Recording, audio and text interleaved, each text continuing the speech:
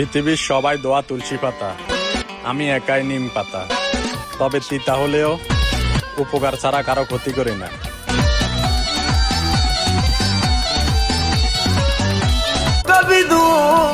অতিথি পাখির আগমন দেখে কখনো নিজের পোষা পাখিকে ছেড়ে দিও না, কারণ সৌন্দর্য ক্ষণস্থায়ী আর মায়া চিরস্থায়ী। ছাইরা যাওয়া মানুষের জন্য আফসোস কইরা লাভ আছে? টার্গেট শুধু এখন একটাই, টাকা কামাতে হবে।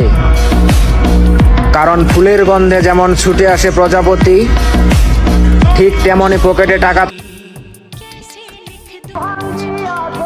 কথায় কথায় যারা হাসে তাদেরকে একবার বুকে টেনে নিয়ে দেখো, তারাও কেঁদে দিবে।